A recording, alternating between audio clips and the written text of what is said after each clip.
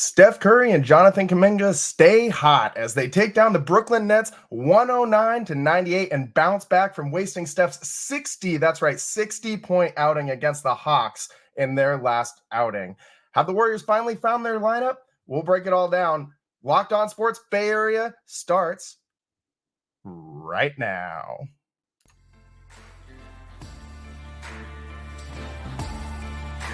You are Locked On Warriors POSTCAST, part of Locked On Sports Bay Area, on the Locked On Podcast Network. Your team every day. What's up, everybody? My name is Eric Engel, aka Triple E. You might know me as the former producer from the Murph and Mac Show on KMBR 680.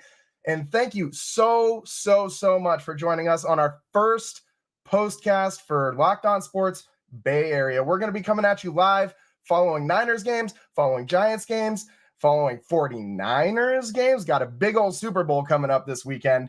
But right now, we're going to get into this Warriors-Nets 109-98 win. Warriors get back in the win column after dropping their last game against the Atlanta Hawks. And again, thank you for making us your first listen on the Locked On Sports Network. And this episode is brought to you by LinkedIn. LinkedIn Jobs helps you find the qualified candidates you want to talk to faster. Post your job for free at linkedin.com/lockedonnba. That's linkedin.com/lockedonnba to post your job for free. And as always, terms and conditions apply. Now, man, we need to get into Steph Curry's greatness. I mean, this guy is playing the best basketball of his career, and we just keep waiting to see the fall off as Steph keeps aging, and you see Draymond kind of taking a step back. You see Klay Thompson kind of taking a step back. Steph just stays at the top of his game. He was the only Warrior to hit a three-pointer tonight. Not great. Dubs actually scored a season-high 70 points in the paint, 70, with one of the smallest starting lineups I've ever seen them roll out. And you essentially had 2 point guards and Steph and Podziemski out there in the same lineup, and no Looney in the starting lineup. It was his first game back. But this was a nice little starting five that Kerr rolled out there. I really liked seeing Kuminga and Podziemski, those baby Dubs, getting those minutes. They need them. They're going to need that experience if they want to make a playoff run. We've seen this year that the Warriors just aren't really good at closing teams out. We saw tonight the Nets creeping back in and making this a close game when it really shouldn't have been that close at the end. But just a little more to recap on this before we get into some of the larger topics. Kuminga's minutes going to be one of those things we saw again tonight. Another just phenomenal night from Johnathan Kuminga. He's just been on fire since he got his hair absolutely butchered by his barber, and now rolling around with just the weirdest cut I've ever seen an NBA player roll around with. When you know, he had the dreads, they were looking tight before, and now, I mean, the hair is not on point, but his game sure is. And maybe he's just not focusing as much on the hair and more on hooping. But anyways, whatever the case might be for why Kuminga has suddenly emerged in this last month, he just needs to keep going. We'll get into a little bit more of that later on. But just to get back into this game and the permutations of it, this Warriors are in the midst of a 5-game road trip. They were 1-1 on this roadie coming into this game, coming off an overtime loss to the Hawks when you waste a 60-point outing from Steph Curry. Most teams, I think, would come out flat after a game like that in those circumstances. Not the Warriors, not tonight. They came out and looked energized from the beginning. They had a couple sloppy, turnovers and defensive rotations in the first half, 9 turnovers in the first half, and only 2 of 11 from 3. They were really lucky to be down by just 6 points going into halftime. And you saw early on Kuminga getting his points, looking to attack the basket. You saw Steph trying to find Kuminga and get him the ball. And you saw all these other guys getting to the boards. Every single starter had over 5 rebounds. I believe 8 different Warriors tonight had 5 or more rebounds, just an absolute team effort on the glass.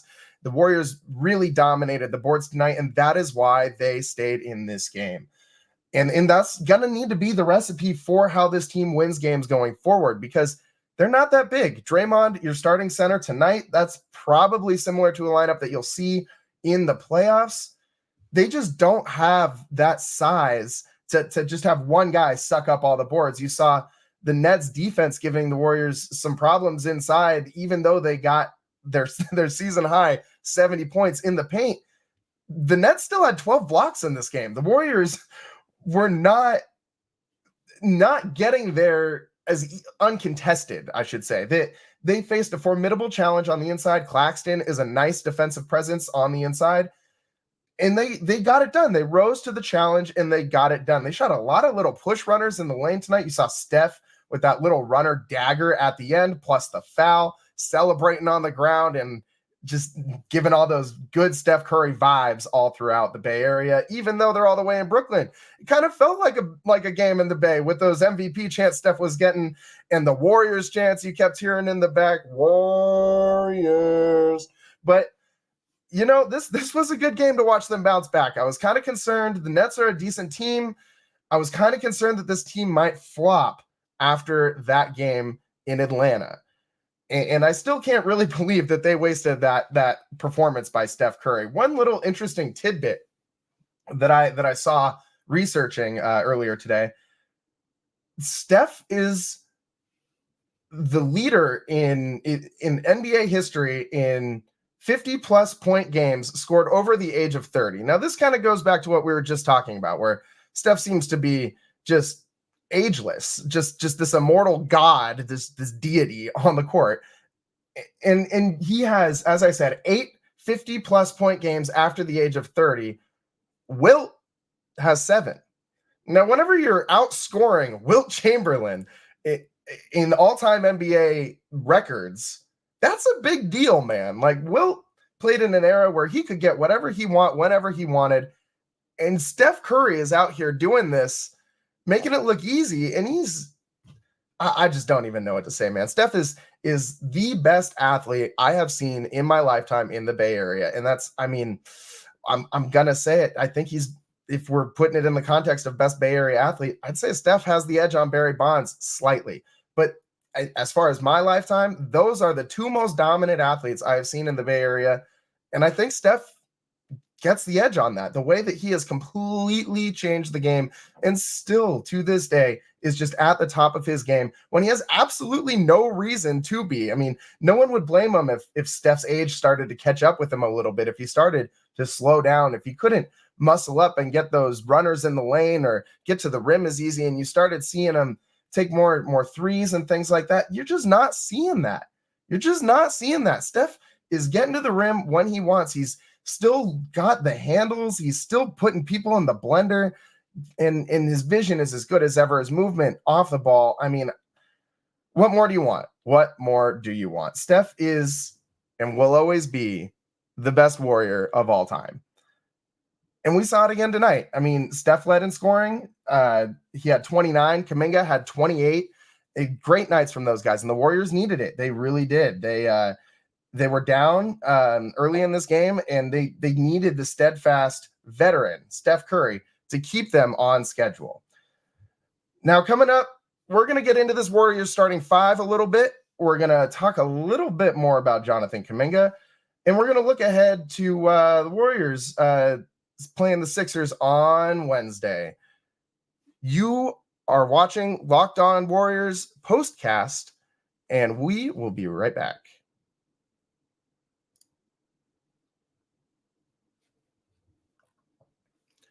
When you're hiring for your small business, you want to find quality professionals that are right for the role. That's why you have to check out LinkedIn Jobs. LinkedIn Jobs has the tools to help you find the right professionals for your team faster and for free.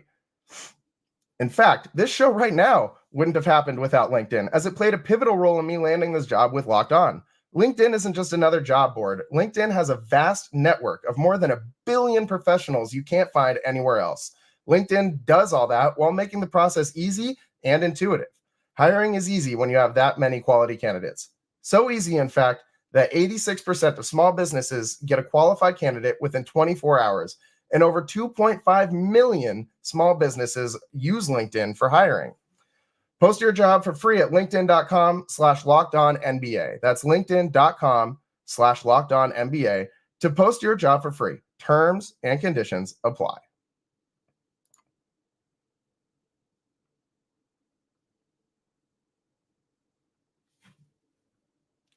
Locked On Sports Bay Area is brought to you by BetterHelp. Sometimes we need the opportunity to get something off our chest, big or small. Certain things can really start to get to you. It's important to let that out, especially to someone who's unbiased on your life. So today, I want to tell you how I really feel about something. You might even be thinking about the same thing this week. This Warriors team has been stressing me out with all of their nail biters all season, and tonight was no different. But without the Warriors, life can be stressful enough, even when I'm not worried about this inconsistent team. That's where BetterHelp can help you. Therapy can be different for everyone. Most of us have bigger problems than our favorite sports team, and it's important to get things off your chest every once in a while. If you're thinking of starting therapy, give BetterHelp a try. It's entirely online, designed to be flexible, and suited to your schedule. Visit BetterHelp.com/lockedon to get 10% off your first month. That's BetterHelp, HELP.com/lockedon.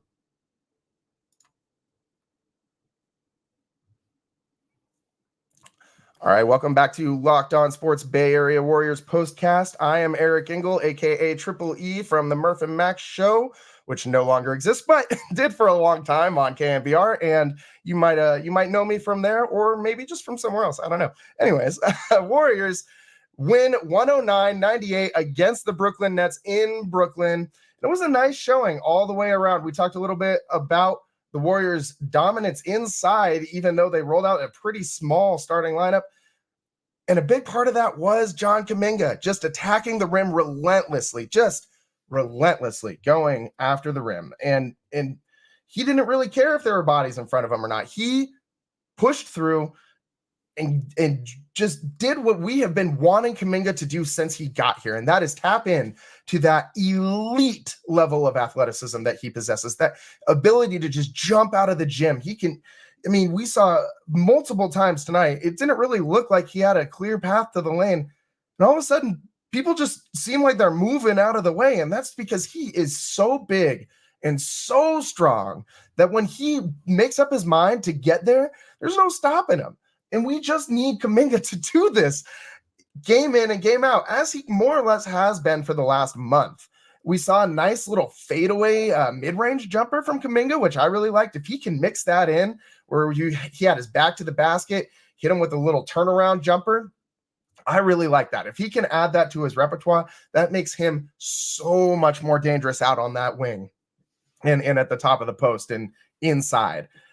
Kuminga, I think we're watching him take this step forward in front of our eyes, and he needs 30 minutes a night. And I'm going to say he needs to start for the rest of the season. I mean, there's plenty of different lineups. I have a feeling we're going to see a lot of different Warriors lineups as this season progresses. Injuries, playing a part of that too. But even if this team was completely healthy, it's kind of a matchup based team at this point. And so when you have bigger teams, I have a feeling that if Loon was truly 100% tonight, he probably would have got the start just because of the size the Nets have on the inside, but maybe not. It was interesting to see the little guys kind of counter. And if you can rebound like that with some small guys out on the court, I mean, Bajemski has shown all season long that he is a really, really got a nose for that ball when it comes to snagging rebounds and just getting in there defensively, drawing a lot of charges. I mean, all these reasons are why he's going to be in the Rising Stars game during the All-Star break. That should be fun. That should be interesting. But Kuminga, man, this guy is the key to the Warriors' postseason success. It's not Draymond. It's not Klay. Steph is going to be Steph, which, it's a lot to take for granted, but we are going to just assume Steph's going to be Steph. But right now, you don't know what you're getting from a Klay Thompson. You don't know what you're getting night in, night out from a Draymond Green, other than effort on defense, which he has been showing a lot of since he got back from his suspension. He seems very locked in, which he did not seem like he was at the beginning of this season. So that is very positive to see from Draymond Green, but this Warriors team is going nowhere in the postseason without John Kuminga. He needs to be option 2 for this team going forward. He I think in this last month has solidified himself as that guy. Now, Andrew Wiggins is going to come back on Wednesday, likely, against the Sixers in Philadelphia. And I'm interested to see what Kerr does with this starting lineup. I'm curious to see if Podziemski goes to the bench and you put Wiggs in there, or since Wiggins and Kuminga do a lot of the same things, if Wiggins comes off the bench or if Kuminga comes off the bench. Personally, I would kind of like to see Podziemski with that second unit, even though I really like the way that he gels with the first unit, with Steph, with Klay, with all these other guys. I kind of want to see Podziemski on that second unit so that they can have a better ball handler, at least until Chris Paul comes back with that group. We saw a lot of sloppy turnovers once the starting lineup came out halfway through the first half. They looked pretty solid before then. But then you started seeing kind of mindless turnovers. You even saw Klay Thompson kind of like wave a guy off and try and go coast to coast off an inbound and just got up a really bad shot. But, Klay is going to be up and down. He's going to have his games. I'm not going to sit here and say Klay is washed or that he should come off the bench. I'm not going to say either one of those. I think Klay has earned his rights with what he's done for this team and this fan base. I think he's earned a right to at least see the rest of this season out, unless it just gets really bad, unless the wheels completely fall off, because this team has enough around him that it works. It's not just give Klay the spot because he's earned it, but he still adds a lot to this team. He's still obviously a knockdown jump shooter, knockdown 3-point shooter. But Klay was snagging rebounds early and often tonight. It was really good to see, and he's not afraid to battle inside. We've seen that evolution in his game over the last couple of years, but he's going to need to continue to do that in order to keep contributing to this starting lineup. As I said, I think Kuminga should really have this starting spot solidified. Wiggins or Podziemski coming off the bench, I think would be a better option than having Kuminga come off the bench. That's just my take on this. It's just my take. But this was just a masterclass tonight from Steph again, and it was good to see the Warriors not waste it like they did against the Atlanta Hawks. Now, coming up in our next segment, we're going to talk a little bit more about this starting lineup and the different things that can be offered based on these different combinations of guys, like what Podziemski brings to the table versus what Wiggs brings to the table versus what Kuminga brings to the table versus what Klay Thompson brings to the table and Kevon Looney as well. And it's going to be interesting to see how they what they do with this lineup going and playing the Sixers, who do not have Joel Embiid, important note, who has that meniscus tear and is having surgery, could be season ending. We'll see how long he's out for after the surgery this week. But they still got Tyrese Maxey, who is an all-star and is a bona fide stud. So we'll get into what those Warriors lineups might look like against the Sixers and going forward when we come back. This is Locked On Sports Bay Area, Warriors Postcast.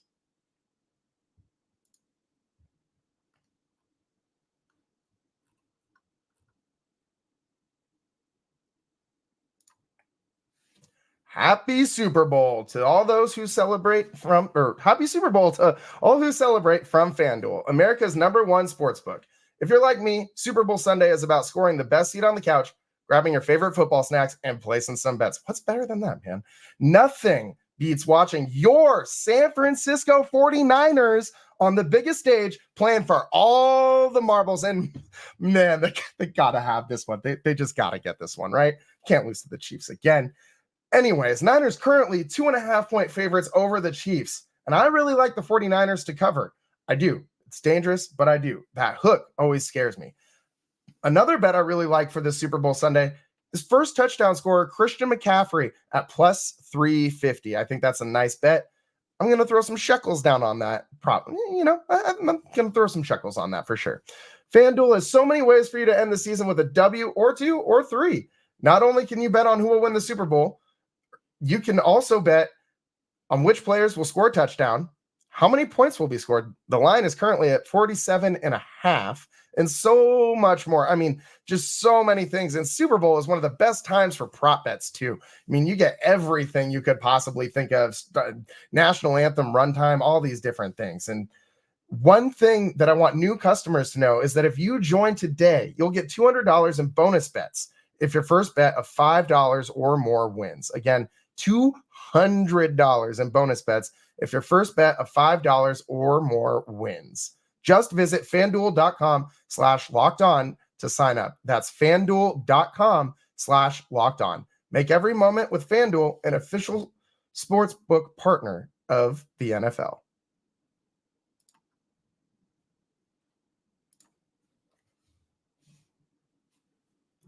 Welcome back to Locked On Sports Bay Area Warriors Postcast.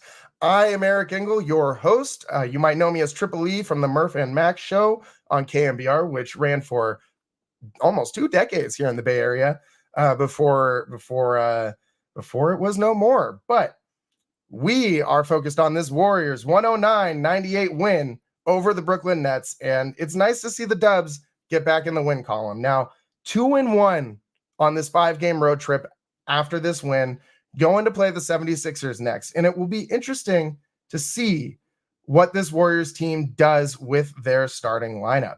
Now, as I've said all night long, Kuminga needs to be in there. But who is going to go to the bench now that Wiggs comes back? That's going to be a very interesting thing to think or to watch. And we might just see Johnathan Kuminga head to the bench for his first game back, just as we saw Kevon Looney head to the bench for his first game back tonight. And it's worth noting, Loon played pretty well tonight. In 13 minutes, he had a couple rebounds. He had 3 assists, and it was nice to see him out there holding his own in the paint against Claxton, these other, big bodies that the Nets have. And I expect to kind of see the Warriors use Wiggins in a similar way. I expect them to ease him back into the starting lineup. We got the All-Star break coming up. The Warriors can absolutely use it as they've been kind of banged up lately. And every team at this point in the NBA season, needs a break, needs a couple days rest, and they'll get that coming soon. But we got to finish this 5-game roadie first. And first stop is Philly. When they play Philly, I do expect to see Loon maybe get some more minutes, maybe not be in the starting lineup, but I do expect him to get some more minutes in this game. Now, obviously, if Joel Embiid was playing in this game, I think you need Kevon Looney. I think you would need him in this game. That would be a pretty big mismatch. I mean, we saw last time that these two teams played, even while Embiid was hurt, Draymond had a tough time matching up with him in the paint. And it's kind of concerning when you think about this Warriors, the makeup of this Warriors team going into the playoffs, because there's not a starting 5 as in past years where you just know these are the 5. This is the group. This is the lineup of death, as the Warriors always like to call it, with back in the Iguodala years. But it's kind of concerning. That doesn't say championship team to me when you got to play the matchups. And when it kind of just depends on who the Warriors might draw to see who they're going to roll out there in their starting 5. I mean, if you're playing against the Timberwolves and you got 2 7-footers and Rudy Gay and Rudy Gobert, and Karl Anthony Towns, I don't think you can just roll out Draymond at the 5 and Kuminga at the 4 and say we're good. I think you need Kevon Looney in there, and that kind of pigeonholes you into some things. It limits the Warriors offensively. I love Looney. Looney is personally one of my favorite players.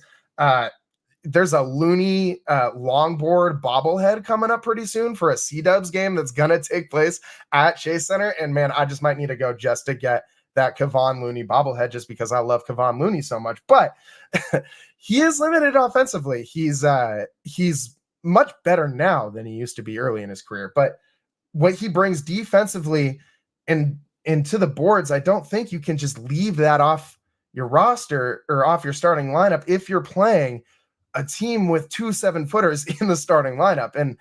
And you look around the NBA and there's not too many teams with just huge dominant centers anymore. It's not today's game. It's more, you see the Chet Holmgrens and the Wembys of the world, and all these big guys are getting skinnier and skinnier. And so I would say Draymond, if they get a matchup like the Thunder, Draymond could probably handle the 5 with a skinnier guy like Holmgren, even though he is a certified 7-footer.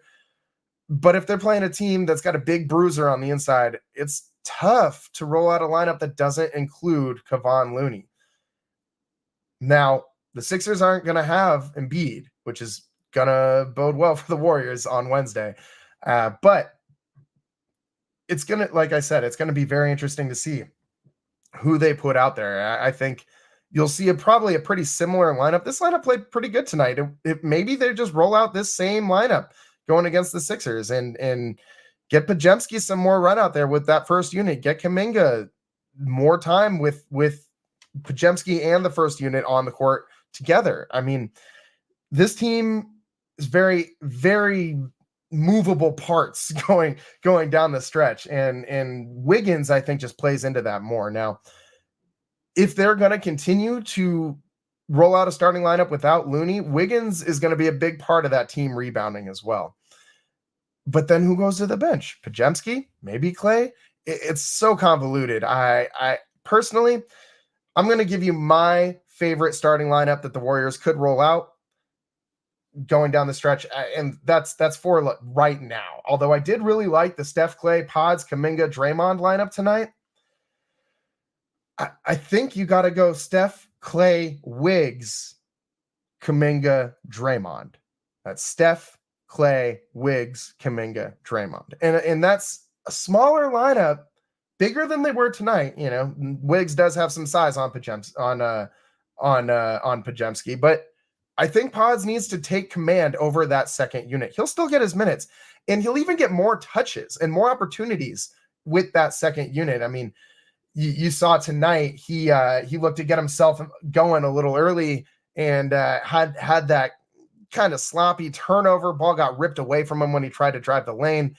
And then he came right back down on the very next possession and got a nice little push shot in the lane. And I love that. I love that aggressiveness from a young guy who is not deterred by the big moment. He's not going to be intimidated, even though he's this smaller guy and he's driving into the lane against these towering defenders of the Nets who had 12 blocks tonight, even though the Warriors had a season high 70 points in the paint.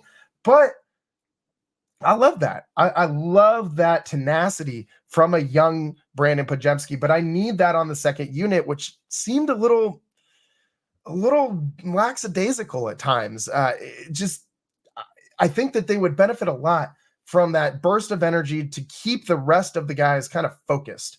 And I think when Moses Moody and those types of role players have a point guard who is going to get them involved, as Podziemski has shown he's really, really, really good at doing, I think that that's what you got to do. You need Pods in that lineup. Otherwise, this gets a little sketchy. I mean, there's no true ball handler with that second unit if he's not out there and without Chris Paul. So I think for now, that's what needs to happen. Until Chris Paul can come back with that second unit, you got to have Podziemski there. Although this lineup was pretty fun tonight, I think that's what you got to do. Well, that's about all the time that we have for tonight. Thank you so much. Sincerely, thank you for joining us on our first ever episode of Locked On Sports Bay Area Postcasts. We'll be coming at you live following Giants games, Warriors games, 49ers games. That's Super Bowl this Sunday. Big, big, big one. I mean, I think this is the biggest Super Bowl for the 49ers in my lifetime, but we'll talk about that on Sunday. So make sure you tune in and join us. We'll come at you live from these Warriors games for the rest of this week again after the Sixers game. Stay tuned.